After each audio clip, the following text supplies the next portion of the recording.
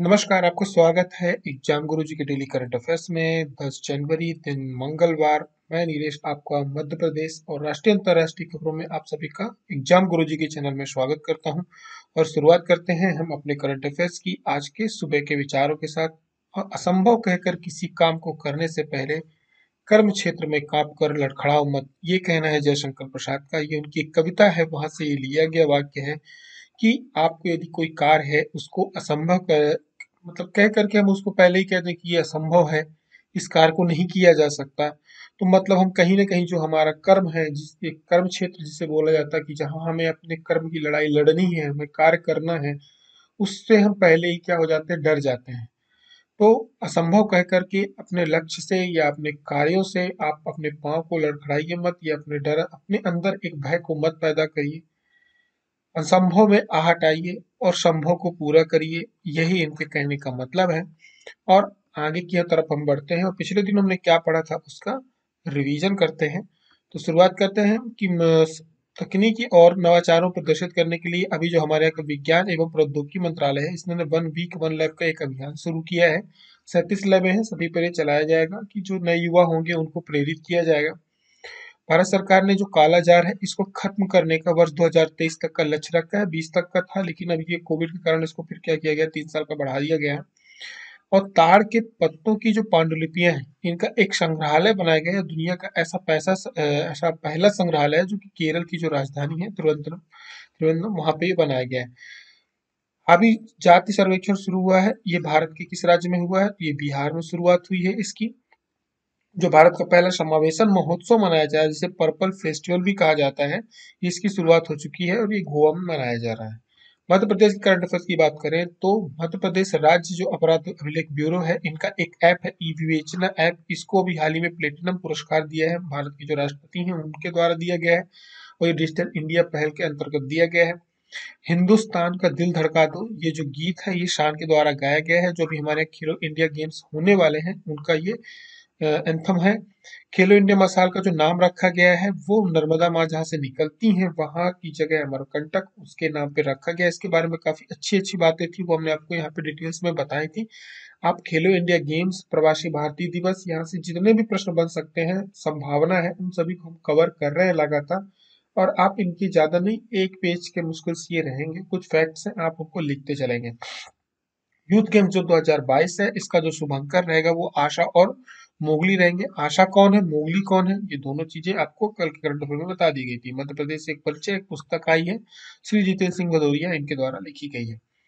Current affair की शुरुआत करने के पहले आप सभी को जानकारी दे देते हैं कि यदि आप पटवारी या व्यापम के जो भी एग्जाम्स होने वाले, जिनका भविष्य में सिलेबस यही रहेगा, आने वाले समय में व्यापम जो भी एग्जाम लेगा लगभग सिलेबस उसका यही रहेगा, संभावना यही कि एमपीएसआई का भी सिलेबस यही रहेगा, तो आप इनके नोट्स परचेज कर सकते हैं। इनमें चल रहे हैं ऑफर, आपको ये नोट्स 900 रुपए के मिलते हैं। वहीं इनसे बड़ा ऑफर ये चल रहा है कि आप यदि चाहें तो 1496 रुपए में कोर्स प्लस नोट्स, ये बाकी की सारी चीजें टेस्ट सीरीज भी इसके अंदर का आपको मिल जाती है। नहीं, आपको 1500 रुपए लगभग में आपके नोट्स भी मिल जाएंगे, आपको वीडियो लेक्चर्स भी मिल जाएंगे, आपको ऑब्जेक्टिव टाइप क्वेश्चन लगाने को मिल जाएंगे, साथ में करंट अफेयर भी 1 साल का रहेगा, ई बुक भी इनकी रहेगी।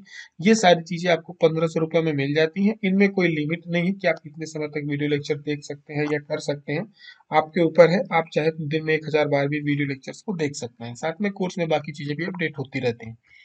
आगे की तरफ बढ़ेंगे और शुरुआत करेंगे आज के राष्ट्रीय अंतर्राष्ट्रीय खबरों की। तो जोशी मठ है, ये आपने लगातार न्यूज पे सुना होगा। तो आपसे यहाँ पे देखिए कुछ खबरें आज मैंने ऐसी सम्मिलित करी हैं जो कि लगातार हमारे साथ क्या है कि न्यूज चैनलों में या समाचार पत्रों में हम इनको लगातार पढ़ रहे हैं। लेकिन यहाँ से प्रश्न किस प्रकार के बन सकते हैं, ऐसी कोशिश करी है कि यदि ऐसे प्रश्न बने तो हम उनको सॉल्व कर पाए, हमारे ऊपर से नहीं जाए।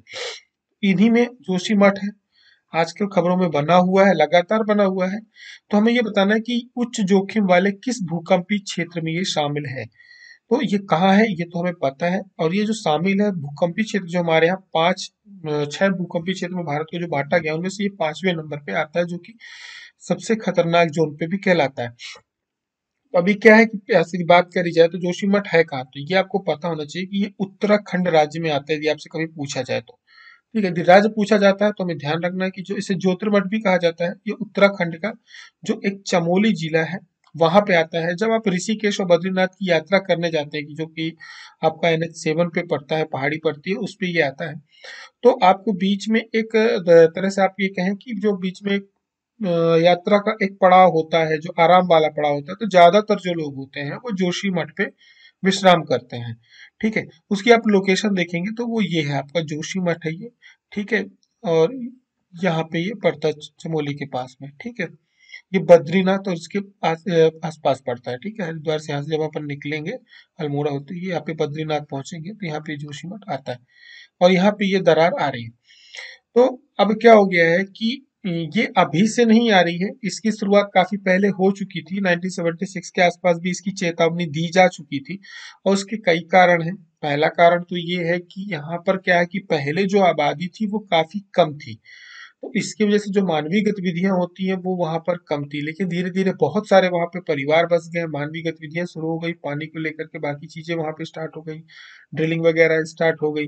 ठीक है, तो जो वहां का एक बोलते हैं ना कि वहां का एटमॉस्फेयर था, उसमें भी काफी सारे परिवर्तन आए, और ये पहले से भूकंपी जोन पे था। अब इनके कारण क्या हो गया कि अब वो घटनाएं काफी तेजी से बढ़ी, साथ में अभी कुछ कंस्ट्रक्शन काफी तेजी से बढ़े हैं, जिसकी वजह से ये दोनों चीजें एक साथ होने की वजह से वहां पे दरार बहुत ज्यादा आ रही है, और उसको अब जो है आपदा प्रबंधन विभाग के द्वारा भारत सरकार के उसको आपदाग्रस्त क्षेत्र भी घोषित कर दिया गया है, और उसके लिए बाकी की चीजें चल भी रही हैं। तो आपसे यहाँ पे जो प्रश्न बन सकता है वो एक तो ये बन सकता है कि ये किस राज्य में है, उत्तराखंड में है, किस जिले में है, चमोली में आता है, तीर्थ स्थान कौन सा वहां पे लगा हुआ है, ऋषिकेश और बद्रीनाथ के बीच में पड़ता है, जो कि राष्ट्रीय राजमार्ग हमारा NH 7 है, उसकी एक पहाड़ी पे स्थित है। ठीक है, इसके अलावा बन सकता है कि भूकंपी क्षेत्र किस भूकंपी जोन पे आता है, तो पांचवे में आता है। पांचवा कौन सा होता है, वेरी हाई रिस्क होता है। ठीक है, एक दो तीन चार होते हैं, लेकिन ये पांचवा जो होता है सबसे ज्यादा रिस्की क्षेत्र होता है, और आपको जो ये मिलेगा वो आपको यहाँ की तरफ मिलेगा। ठीक है, अब हमारे यहाँ जो 5 जोन आते हैं उनमें आपको एक तो ये पूरा क्षेत्र जो ये रेड कलर से दिख रहे हैं जोन 5 कहलाते हैं। ठीक है, इसके अलावा जो ऑरेंज जोन है हमारा, ये साथ में लगा हुआ जो ये जोन है ऑरेंज जोन है, पूरा का पूरा ये आप देखेंगे कि नॉर्थ एरिया क्या है, ऑरेंज, और आपको रेड जोन पे मिलेगा। कुछ एरिया येलो जोन में है। फिर इसके बाद आपका हमारे मध्य प्रदेश भी कुछ क्षेत्र हैं जो कि हमारे इसमें लो रिस्क में आते हैं, सेकंड जोन में और थर्ड जोन में भी आते हैं। ठीक है, अब हम लोग आते हैं जोशीमठ की तरफ। तो अब इसके साथ साथ क्या है कि ये हमारे लिए एक तरह से सामरिक महत्व भी रखता है। हमारी सेना की एक टुकड़ी है वो वहां पे काफी समय से रह रही थी, और सुरक्षा के लिए काफी वहां पे तैनात किया गया था, उनका पूरा का पूरा एक बसाया गया था, तो उन्होंने भी अपना वहां पे जो कैंप था वो वहां से हटा लिया है। अब इसकी जो स्थापना की गई थी आदिगुरु शंकराचार्य हैं, उन्होंने पूरे भारतवर्ष को 4 क्षेत्रों पे मतलब 4 जोन पे उन्होंने भी बांटा हुआ था। तो 4 मठों की उन्होंने स्थापना करी थी। पूरब पश्चिम आपको एक पूरब मिलेगा, एक पूरब पे मिलेगा, पश्चिम पे मिलेगा, फिर आपको उत्तर पे मिलेगा, फिर एक दक्षिण पे मिलेगा। दक्षिण से तो वो थे ही, उन्होंने यात्रा शुरू करी थी। तो आपका जो श्रृंगेरी है उनकी वहां से यात्रा शुरू हुई थी।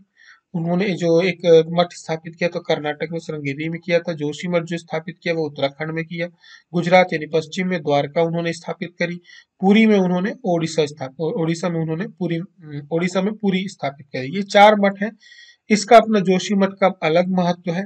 तो ये एक मठ है, वहां पर उन्होंने इसकी स्थापना करी थी। बढ़ते हैं आगे की तरफ, बात करेंगे जो दूसरी खबर आज की डेट में बनी हुई है वो जैन समुदाय से संबंधित है। इनके महत्वपूर्ण तीर्थ स्थान है, एक है पारसनाथ पहाड़ी पे, भारत के किस राज्य में स्थित है। ठीक है, पारसनाथ पहाड़ी भारत के किस राज्य में है आपको ये बताना है, और ये जुड़ी हुई है जैन समुदाय के महत्वपूर्ण तीर्थ स्थलों से। तो ये है झारखंड में। ये लगातार आपको इसके बारे में खबर सुनने को मिल रही होगी, काफी विरोध भी चल रहा है। क्यों चल रहा है, क्योंकि जो पारसनाथ पहाड़ी है जिसे समेत शिखर भी के नाम से हम लोग अक्सर खबरों में सुन रहे हैं, एक्चुअली में क्या है कि जैन समाज के 2 तीर्थ स्थल है जो खबरों पे बने हुए हैं। एक तो झारखंड में है पारसनाथ पहाड़ी, जिसका एक सर्वोच्च शिखर है जहाँ पे ये स्थल है उसे समेत शिखर कहा जाता है वो। दूसरा गुजरात के पलिताना में शत्रुंजय पहाड़ी। ठीक है, इन दोनों को क्या हो गया, इन दोनों को पर्यटन स्थल घोषित करने के लिए, वो घोषित करने का इसका क्या है, एक मुद्दा बन गया है, तो उसकी वजह से विरोध चल रहा है, ताकि वहां पर उनका जो एक धार्मिक क्षेत्र है, उनका पर्यटन स्थल नहीं है, वो उनका पवित्र क्षेत्र है। आप पवित्र क्षेत्र घोषित कर सकते हो, जैसे अभी मध्य प्रदेश में ही 2 जगहों को पवित्र क्षेत्र घोषित किया गया है। उनको पर्यटन स्थल नहीं बनाया गया, उसका एक कारण यही था, क्योंकि पर्यटन में और धार्मिक क्षेत्र में ये हो जाता है कि बहुत सारी चीजें प्रोहिबिटेड हो जाती हैं कि आप वो गतिविधियां वहां नहीं कर सकते। लेकिन पर्यटक में क्या हो जाता है कि उसके वहां पे पर्यटन नो डाउट बढ़ता है, लेकिन उस वहां पे बाकी ऐसी गतिविधियां भी होने लगती है जिससे धार्मिक भावनाएं आहत होती हैं। तो उन्हीं चीजों को लेकर के विरोध चल रहा है। तो पहली बात हम करेंगे पार्श्वनाथ पहाड़ी की, जिसे सम्मेद शिखर भी नाम से आप अभी पढ़ रहे होंगे लगातार अखबारों में भी, और वीडियोस भी उसके देख रहे हैं, विरोध चल रहा है बड़े स्तर पर। ठीक है, तो ये जो पहाड़ी है झारखंड के जो गिरिडीह जिले हैं वहां पे स्थित है, और इसकी जो सबसे ऊंची चोटी है लगभग 1350 मीटर की है। ये जैन समाज जो हमारे जैन है उनका महत्वपूर्ण तीर्थ स्थल है, जिसको ये लोग सम्मेद शिखर कहते हैं। ठीक है, जैसे हमारे यहाँ धूपगढ़ सबसे ऊंची चोटी है, ठीक है, लेकिन हम लोगों को याद रहता है, तो उसी प्रकार से सम्मेद शिखर भी वहाँ की सबसे ऊंची चोटी। और ये इसका जो नाम रखा गया पार्श्वनाथ पहाड़ी का, ये जो जैन समाज के 23वें तीर्थकर थे उनके नाम से रखा गया है।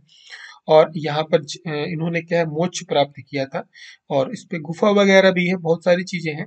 तो इस वजह से इनके लिए काफी बोलते पवित्र स्थान है इनका। और यहाँ पे लगभग बहुत सारे ऐसे मंदिर है जो 2000 वर्ष से ऊपर पुराने हैं। और साथ ही साथ ये हमारे यहाँ जो आदिवासी समुदाय है, जो जिसका नाम आप जानते हैं, कई बार आपसे पेपर में पूछा गया भी गया है कि संथाल समुदाय कहाँ पे होता है। तो संथाल समुदाय जो झारखंड में है, उनकी जो एक पहाड़ी है, उनके देवता है, वो भी इसी पहाड़ी के पास बसते हैं, जिसको मारंग बुरु कहते हैं। ठीक है, तो संथाल समुदाय की भी जो देवता है वो भी इसी पहाड़ी पे स्थित है।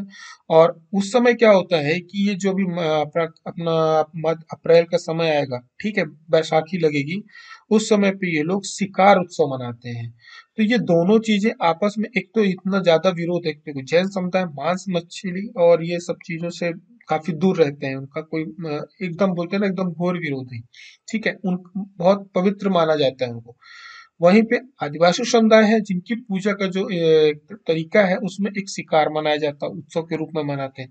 तो ये दोनों चीजें आपस में क्या हो रही है, टकरा रही हैं। तो ये एक कारण है, सरकार धीरे धीरे इनको कैसे रिजॉल्व करेगी दोनों समुदाय के बीच किसी भी प्रकार के ये बात करी जाए पाली ताना और या जिसे शत्रुंजय पहाड़ी भी कहा जाता है, तो ये कहाँ है, तो ये जो है गुजरात में जैनों का तीर्थ स्थल है। ये भावनगर है वहां के पास में है। इसे शत्रुंजय पहाड़ी भी कहा जाता है। यहाँ पर क्या है कि यहाँ पे भी जैनों के बहुत सारे मंदिर है।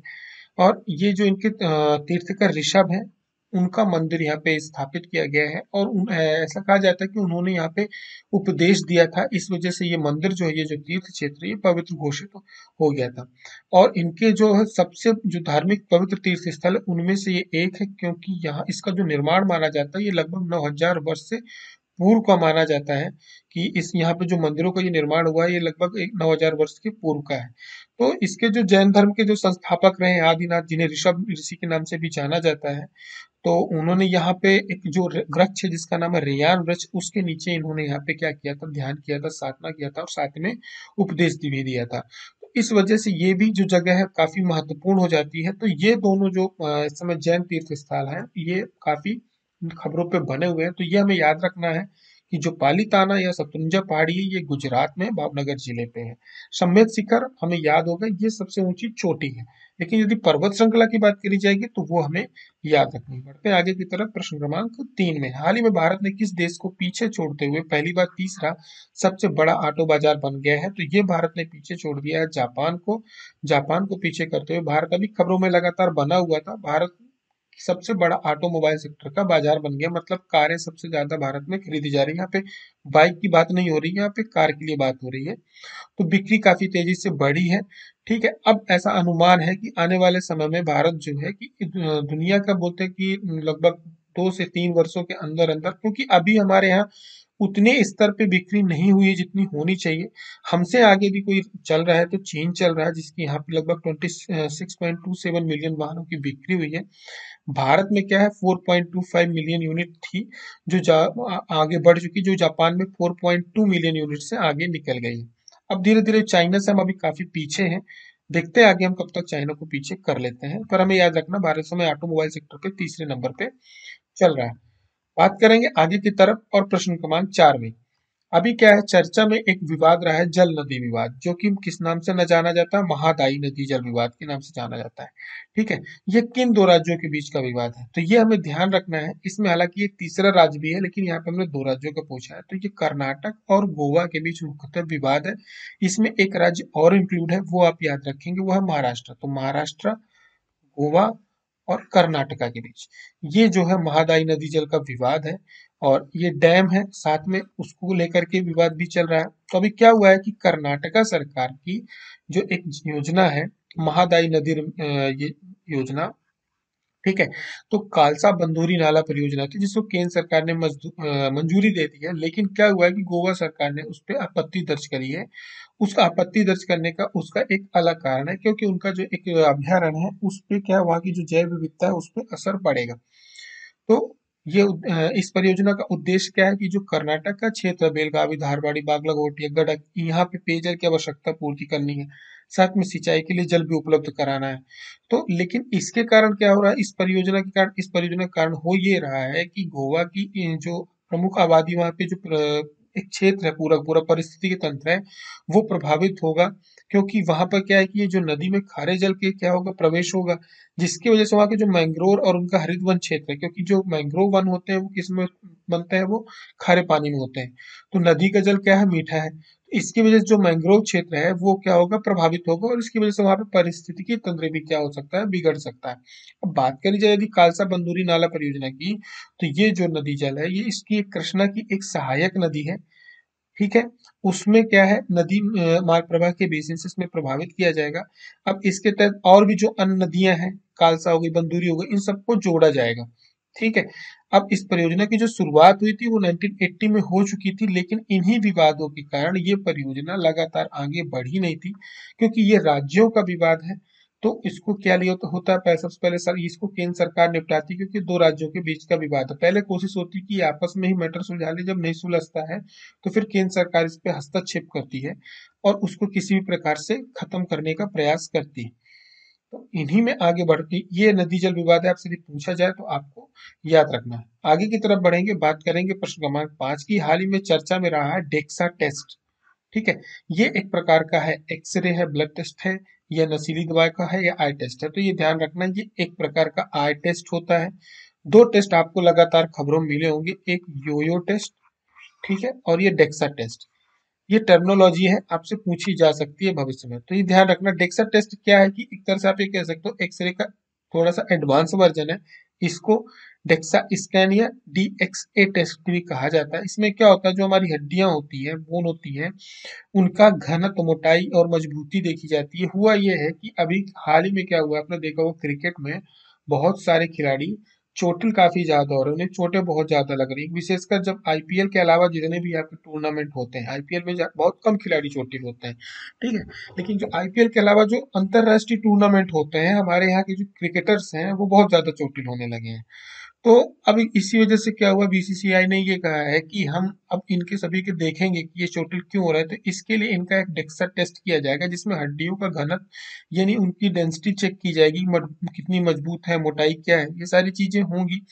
अब इस टेस्ट में विशेषकर पता क्या लगाया जाता है कि हमारे इस हड्डी के किस हिस्से में कितना मिनरल मजबूत मतलब मौजूद है, यानी हड्डी में कोई वीकनेस तो नहीं है, मिनरल्स के बारे में इसमें पता चलता है। और मेडिकल भाषा में इसे डेंसिटोमेट्री टेस्ट कहा भी जाता है, यानी डीएक्सए भी कहा जाता है। अब व्यक्ति की जैसे जैसे उम्र बढ़ती है तो उसकी हड्डियों में कितनी कमजोरी आई, वीकनेस क्या है, ये सब चीजें उसमें पता कर लगाने का एक तरीका होता है। तो ये हमें याद रखना है। क्रिकेट कंट्रोल बोर्ड ने अभी इसकी क्या करी है, फिर से शुरुआत कर दिया है, इसको कंपलसरी कर दिया है। दूसरा टेस्ट था एक योयो टेस्ट, भी फेमस हुआ है, बीच में ये भी स्टार्ट किया गया है। तो योयो टेस्ट अभी बीच में बंद कर दिया गया था कोविड के कारण। तो आप ये ध्यान रखना, योयो टेस्ट में कुछ नहीं होता है कि इस प्रकार से पिरामिड रख दिए जाते हैं, उनके बीच में जिगजैग रनिंग कराई जाती है, इसको योयो टेस्ट कहते हैं। ठीक है, इन दोनों के बीच में कराई जाएगी, जिगजैग कराई जाएगी, ये योयो टेस्ट होता है। ये दोनों आपके स्पोर्ट्स, योयो टेस्ट जो है आपकी स्पोर्ट्स एक्टिविटीज, फिजिकल एक्टिविटीज से जुड़ा हुआ है। डेक्सा टेस्ट जो है आपके जो हड्डियां होती है, बोन्स होती हैं, उनके टेस्ट से जुड़ा हुआ है। आपसे पूछा जा सकता है एक प्रकार का है, तो ये याद रखना है कि ये एक प्रकार का एक्सरे होता है। वहीं पे यदि आप एमपीपीएससी प्री की तैयारी करना चाह रहे हैं तो ऑनलाइन टेस्ट स्टार्ट हो चुकी है। 499 का इसका ऑफर प्राइस है, अभी हाल फिलहाल चल रहा है, नहीं रेगुलर प्राइस का 899 हो जाता है। ये ऑफर जनवरी तक के लिए है। सारी डिटेल्स है इसके अंदर। टेस्ट इसके अपडेट कर दिए गए हैं, आप वहाँ पे दे सकते हैं, लाइव भी कर दिए गए हैं। साथ में पटवारी की ये कोर्स भी आप परचेज कर सकते हैं, जिसके अंदर notes, test series, video course, PDF, e book सब कुछ मिल रहा है और इसकी वैलिडिटी आपकी लगातार बनी रहेगी। आगे की तरफ बढ़ेंगे, शुरुआत करेंगे मध्य प्रदेश के करंट अफेयर्स की।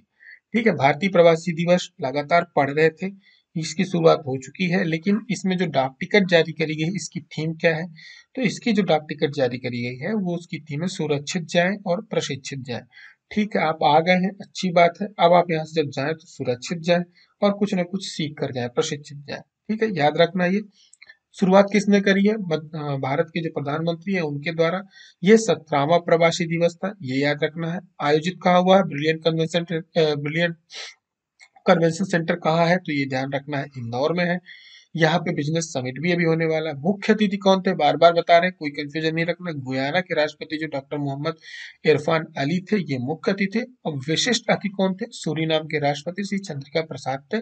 संस्कृत में शपथ ली थी। सा से सारी नाम याद रखना, सी से चंद्रिका भी होता है, सा से संस्कृत भी होता है, ये याद रखना। ये विशिष्ट अतिथि, स्पेशल गेस्ट थे, तो सब कुछ ऐसा है, इससे आप इनको याद रख सकते हैं। ठीक है, आगे की तरफ बढ़े तो जो डाक टिकट जारी करी गई है इसका नाम क्या है? इसका जो थीम है वो क्या है? सुरक्षित जाए, प्रशिक्षित जाए। विषय क्या था प्रवासी दिवस का? प्रवासी अमृतकाल में भारत की प्रगति में विश्वसनीय भागीदार है। ठीक है, अब हुआ यह है कि अब यहाँ पे एक और जो ये प्रमुख बातें थी इनोवेशन डे की, वो मैं आपको बता दिया, लेकिन एक चीज और हुई यहाँ पर।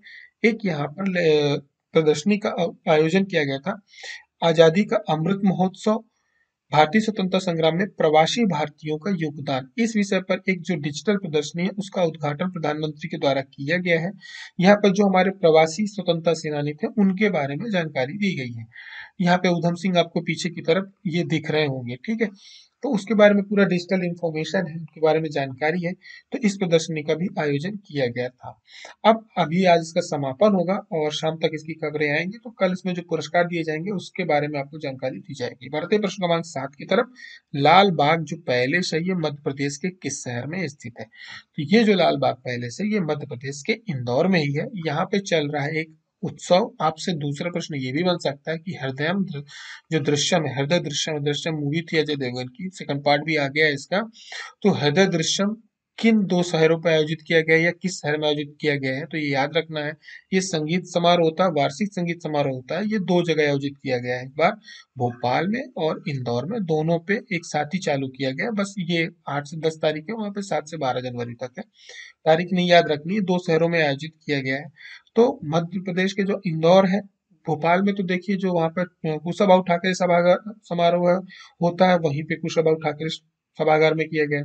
लेकिन इंदौर में जो आयोजित किया जा रहा है, ये लाल बाग जो महल है उसके पास लाल बाग मैदान है, वहां पे ये आयोजित किया जा रहा है। साथ में वहां पे जो हमारे जनजातीय समुदाय की प्रदर्शनी होती है, कला उत्सव है, तो उससे जुड़ी चीजें भी वहाँ की जा रही है। लेकिन लाल बाग कहाँ है? इंदौर में है। ये राजवाड़ा के क्षेत्र पे है और इसका जो निर्माण कराया था ये महाराजा जो शिवाजीराव होलकर हैं उनके द्वारा करवाया गया। तो यहाँ पर एक सिक्का संग्रहालय भी है, सिक्के संजो करके यहाँ पे रखा गया है। ठीक है, उनके जो शाही परिवार था उनकी मेजबानी वगैरह के लिए यहाँ पे इसका इस्तेमाल किया जाता था और काफी सुंदर महल है। और इसका जो वर्तमान में यदि बात करी जाए, हमारे यहाँ की पर्यटन संस्कृति धार्मिक न्यास मंत्री कौन है? तो श्री उषा ठाकुर है। बढ़ते हैं प्रश्न क्रमांक 8 की तरफ। मध्य प्रदेश के किस शहर में दुर्लभ वन्य प्राणी और जलीय जीव जंतुओं के शोध पर एक अभी कार्यशाला का आयोजन किया जाएगा? और ये अंतरराष्ट्रीय स्तर की कार्यशाला होगी। इसका आयोजन भोपाल में किया जाएगा। बाकी की डिटेल्स अभी इसकी घोषणा की गई है। लगातार मध्य प्रदेश में बहुत सारे अंतरराष्ट्रीय और राष्ट्रीय स्तर के कार्यक्रम हो रहे हैं। विज्ञान का भी जो प्रोग्राम होने वाला है वो भी 21-22 की ही आसपास होने वाला है, वो भी भोपाल में होने वाला है। तो इसी प्रकार से ये भी होने वाला है। इसमें जो हमारे यहाँ दुर्लभ वन्यजीव प्राणी है, जलीय जीव जंतु हैं, उन पर शोध होगा, उनके बारे में जानकारियां इकट्ठी की जाएंगी, लोगों को अवेयर किया जाएगा, अभी शोध वगैरह प्रस्तुत किए जाएंगे। ये सारी चीजें होंगी। ये सब कुछ हमारे यहाँ का जैव बोर्ड्स है, प्लस हमारे यहाँ की जो बोर्ड संस्था है, टाइगर फाउंडेशन सोसाइटी है, ये सब लोग मिलकर के इसको ऑर्गेनाइज कर रहे हैं। और इसमें बड़े स्तर पे संस्थाएं आने वाली हैं जिनका नाम हमने सुन रखा था। एक तो WWF हो गई, फिर अन्य राज्यों की भी जो सोसाइटीज हैं वो भी आएंगी।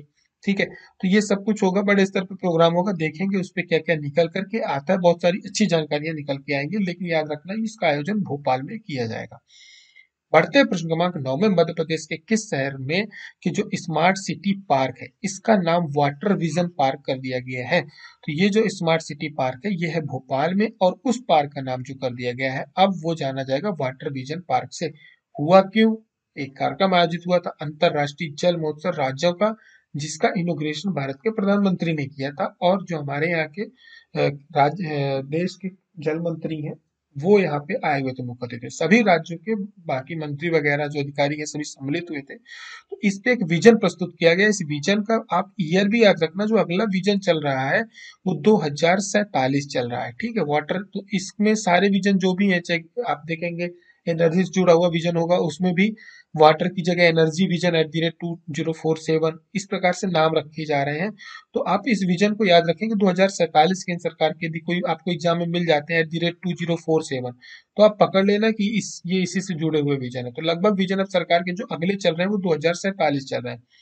तो भोपाल के श्यामला हिल्स में पार्क है वाटर विजन पार्क, इसका नाम अब जो रख दिया गया है, पहले स्मार्ट पार्क था अब इसको वाटर विजन पार्क रखा गया। इस कार्यक्रम की क्या है स्मृति को बनाए रखने के लिए ऐसा किया गया है। ठीक है, और साथ ही में मध्य प्रदेश में घोषणा की गई है कि वृक्षवीर और वृक्ष वीरांगना ये पुरस्कार दिए जाएंगे। बढ़ते हैं प्रश्न क्रमांक 10 में, आखिरी प्रश्न, धर्मपुरी सीवरेज परियोजना इसको अभी क्या हुआ है स्कॉच अवार्ड के लिए स्वच्छता के और पर्यावरण की श्रेणी में शॉर्टलिस्ट किया गया। ये किस जिले में ये परियोजना चल रही है? ये परियोजना चल रही है धार जिले में। ठीक है, ये क्या है सीवरेज से जुड़ी हुई परियोजना है। उस पूरे ग्रामीण मतलब उस पूरे क्षेत्र में धर्मपुरी में ये परियोजना में पैसा किसका लगा है तो कई बार हम लोगों से पेपर पूछ लिया जाता है कि ये किसकी सहायता से चल रही है। तो ये ध्यान रखना ये विश्व बैंक की सहायता से चल रही है। इसको अभी जो पर्यावरण उस क्षेत्र पे उस पे जो स्कॉच अवार्ड मिलता है उस पे इसको नॉमिनेट किया गया है और इसको देश पे काफी इसकी प्रोत्साहन भी मिल रहा है। खबरों पे लगातार ये बना हुआ है, बहुत सारी इस पे न्यूज भी आई थी। तो अब क्या ये सीवरेज परियोजना जैसे ही पूरी हुई उसके बाद वहां पे स्वास्थ्य में काफी सुधार देखा गया उस क्षेत्र में पूरे में। तो उस पे शोध हुए हैं, बहुत सारे पेपर प्रेजेंट किए गए हैं। यहाँ की जो कलेक्टर हैं उन्होंने इस पर पेपर प्रेजेंट किया है और अभी ये भारत में भी जो अपने राष्ट्रीय स्तर पे कार्यक्रम हुआ था वहां पर भी ये गई हुई थी। तो वहां पर भी उन्होंने पेपर प्रेजेंट किया है, उसके लाभ बताए। तो बहुत सारी ऐसी बीमारियां हैं क्योंकि सीवरेज की व्यवस्था हो गई, वहां पर स्वच्छता बढ़ गई तो स्वास्थ्य में भी सुधार देखा गया है। तो देखिए स्वच्छता के कारण कुछ ना कहीं आप ये कह सकते हो कि सरकार का जो बहुत सारा पैसा स्वास्थ्य में खर्चा होता है, स्वास्थ्य सेवाओं में खर्चा होता है, उससे बचत होती है। तो ये स्वच्छता हमारे लिए एक बहुत बड़ा सब्जेक्ट है। जैसे कि यदि क्योंकि क्या होता है बहुत सारी ऐसी बीमारियां होती हैं जो गंदगी के कारण होती हैं, जैसे डायरिया हो गई, उल्टी, दस्त, मलेरिया, ये सारी चीजें गंदगी के कारण होती हैं। सरकार का इस पे आप गवर्नमेंट हॉस्पिटल्स में देखेंगे, एक सरकार छोड़ो आप, हमारा आपका भी बहुत सारा पैसा जो खर्च होता है इन सामान्य बीमारियों में खर्च हो जाता है, व्यक्ति कमजोर भी हो जाता है। तो स्वच्छता के कारण इन बीमारियों से बचा जा सकता है। तो इसका इनको फायदा हुआ। साथ में सीवरेज की जो बाकी की चीजें बचती हैं उससे प्लस से ये क्या हो रहा है इसको आर्थिक रूप से भी इसको प्रयोग कर रहे हैं। ठीक है, तो ये जो धर्मपुरी परियोजना में इसको ज्योग्राफिकल इंफॉर्मेशन सिस्टम का भी इसमें प्रयोग किया गया, काफी अपडेटेड और आधुनिक प्रकार का ये सिस्टम है। तो इसी उपलब्धता के लिए इसको क्या हुआ है कि जो स्वच्छता और पर्यावरण की श्रेणी है उसमें शॉर्टलिस्ट किया गया। पुरस्कारों की घोषणा जल्दी होगी, देखते हैं इसमें मिलता है कि नहीं मिलता क्या है। आप सभी से कल हमने एक प्रश्न पूछा था कि बृहस्पति कुंड मध्य प्रदेश के किस जिले में स्थित है। आप सभी लोग अच्छी बात है कि बढ़ चढ़ करके हिस्सा लेते हैं। शमशेर ने भी, रिमी है, आपके मुंसर ऋषि हैं, नजमीन खान है, भास्कर कुशवाहा है, नीलेश पटेल है, नीलिमा है, शुभम है, साथ में करियर पॉइंट। आप सभी ने उत्तर दिए थे। आप सभी लोग जो करंट अफेयर देख रहे हैं ये अभी देख रहे हैं तो आप लोग ये बृहस्पति कुंड के बारे में हमारे सभी मित्रों के द्वारा, आपके मित्र हैं, हमारे सहयोगी हैं, आप इनके आंसर्स को जरूर पढ़ लेंगे, आपको बहुत सारी जानकारी मिलेगी। हमने सिर्फ बृहस्पति कुंड पूछा था, आपको इन्होंने कुंड के साथ साथ पन्ना से जुड़ी हुई बहुत सारी जानकारियां आपको यहाँ पर बता दी हैं, ये क्या क्या है यहाँ पे। ठीक है, तो इसके बारे में आप पढ़ लेंगे क्योंकि प्रश्न अब बहुत डीप में जाकर के पूछे जा रहे हैं। इस चीज को ध्यान में रखेंगे, हल्के में नहीं लीजिए। छोटी छोटी चीजें होती है, 2 मिनट का समय लगना, लेकिन इनको पढ़िए। लेकिन साथ में पढ़ने के बाद आप इन इंफॉर्मेशन जो आप जिनकी आप इंफॉर्मेशन पढ़ते हैं, जिन जो आपके साथ ये जानकारियां साझा कर रहे हैं, मेहनत करते हैं, इनके आंसर्स को लाइक करना मत छोड़िए क्योंककि हमने इनसे क्या लिया है, ज्ञान लिया है। करंट अफेयर की ये क्लास आपकी हो चुकी है राष्ट्रीय अंतरराष्ट्रीय खेलों की। साथ में अब आपकी अगली जो क्लास है ये रक्षा प्रौद्योगिकी से जुड़ी हुई। धीरे धीरे हम अपना पिछले साल का करंट अफेयर करेंगे, बहुत ज्यादा लोड नहीं लेंगे क्योंकि बाकी पढ़ाई हमें करनी। मध्य प्रदेश का करंट अफेयर्स का एक सुझाव आपसे ये चाहिए था, क्या इसे हम जनवरी फरवरी मार्च अप्रैल दो दो महीने का एक साथ कर लें कि या एक ही क्लास एक साथ करी जाए? सुझाव आप लोग कमेंट करके दे दीजिएगा। ठीक है, उसको फिर मैं आगे अमल पे लेके आऊंगा। आगे की तरफ आज का होमवर्क आप सभी के लिए, निम्न में से कौन मध्य प्रदेश की चित्रकला के, अच्छा प्रश्न, मजेदार प्रश्न है, निम्न में से कौन मध्य प्रदेश की चित्रकला के महान चित्रकार नहीं रहे हैं? इनमें से एक है जो कि चित्रकार नहीं थे, आपको बताना है। अमृतलाल वेगर, डीजे जोशी, नारायण श्रीधर बेंद्रे, नाना साहेब पांसे। ठीक है, तो इनमें से कौन एक है जो चित्रकार नहीं है? राइट आंसर नीचे कमेंट करके देना। बाकी के बारे में जो भी दो से तीन बातें हैं, ज्यादा बातें हैं नहीं, दो से तीन बातें, एक किसी भी चित्रकार चित्रकार के बारे में हमें क्या जानना चाहिए, दो दो बातें आप सभी को उसको नीचे कमेंट बॉक्स में बतानी है, और इसका राइट आंसर क्या होगा वो बताना है। हमारी और आपकी मुलाकात फिर होगी अगले करंट अफेयर्स में। करंट अफेयर कैसा लग रहा है, अच्छा लग रहा है, नहीं लग रहा है, तो वो दोनों बातें आप कमेंट करके जरूर बताएं। पसंद आ रहा है तो शेयर करना नहीं भूलें। तब तक के लिए आप अपना ध्यान रखें। जय हिंद, जय भारत, पढ़ाई चालू करके रखें।